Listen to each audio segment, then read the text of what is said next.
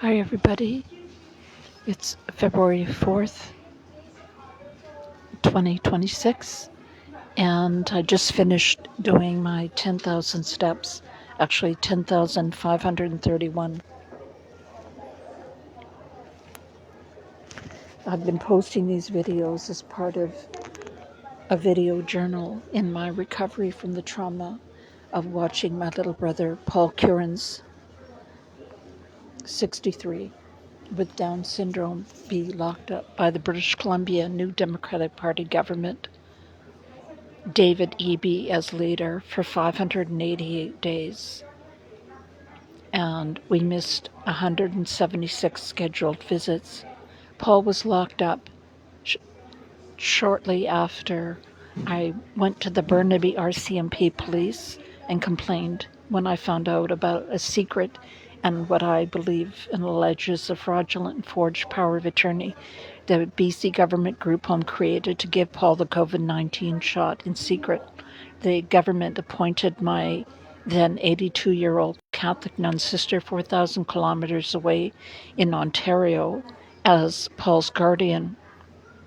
In secret, they didn't tell. Paul had 6 siblings alive at that time, and they didn't inform any of us. They only invited this nun in Ontario to be Paul's guardian. So 4 days after I complained to the police on August 31st of 2022, the group home the lawyer for the group home wrote the group home and said they would evict Paul if they didn't terminate completely my visits. I was Paul's last surviving family member in Greater Vancouver, from 6 adult children and my mom that lived out here. So I got a letter from the lawyer from the group home on September 12th of 2022, terminating permanently my in-person visits with my little brother. Later, she changed her mind and she said I could have a 10-minute telephone call once a week, although she didn't allow that to happen. Initially, for 6 months, they didn't allow me to call him. So I did everything that I could think of to try and restore his visits. He begged me to visit him. He didn't understand. He said he would vacuum for me. He didn't know what was going on. And then I went through the Supreme Court of British Columbia, right up to the Court of Appeal. Everything that I could think of. I went to the Human Rights Tribunal, and they moved so slowly that Paul died before they even lifted a finger. They dithered about and did nothing.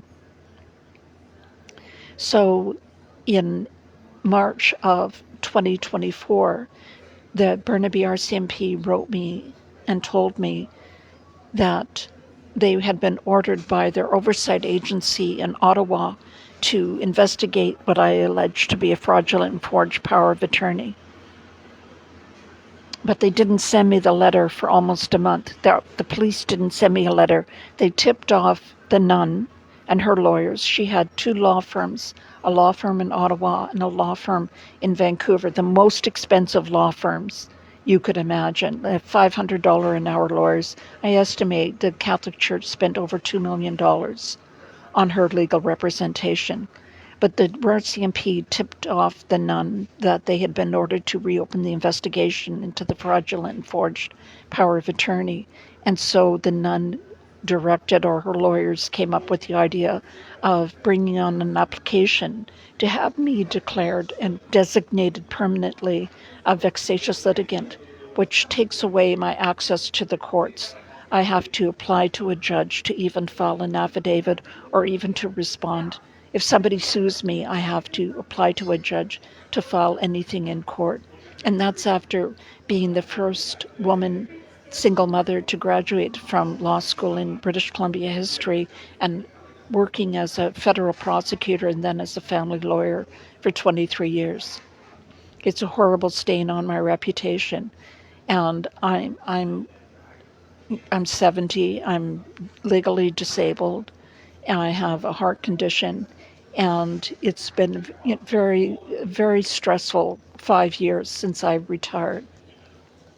So tonight is very stressful. Tomorrow I've got news from the Supreme Court of Canada that they're going to release their decision on whether or not I'm allowed to proceed with an appeal of my designation as a vexatious litigant.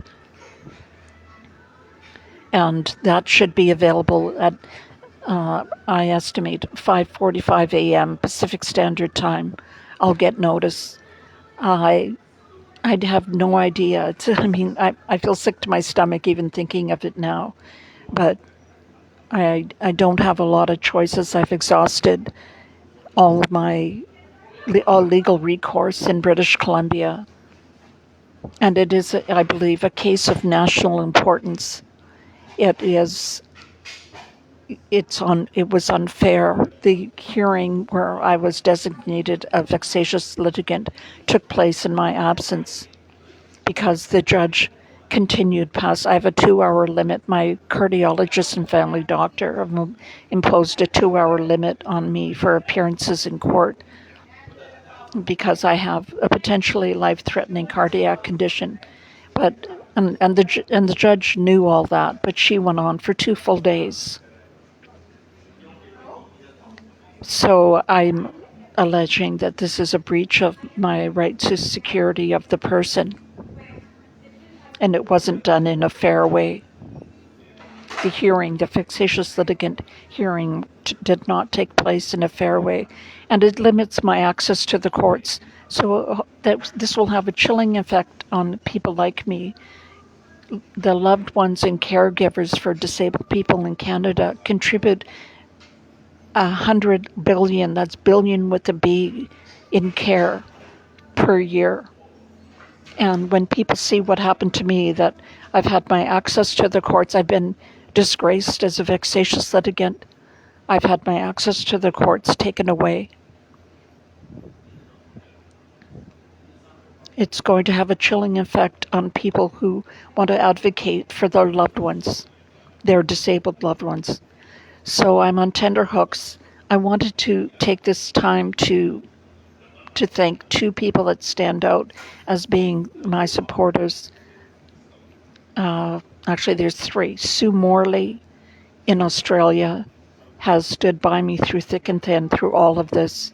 And I know she really ticked off, I think she ticked off the Supreme Court of Canada because they sent me an email after hearing from her saying that they were waiting for a document from me. And it was great that she had raised it because they had the document all along. And when she said, what's happening with Kathleen Walker's case, they said, well, she hasn't submitted a document, and I had, but I didn't know they were waiting for it.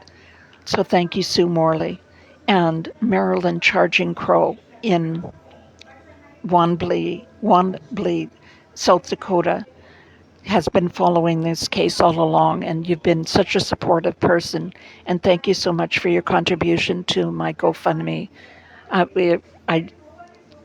It's more than what you donated because of the exchange rate. So thank you so much.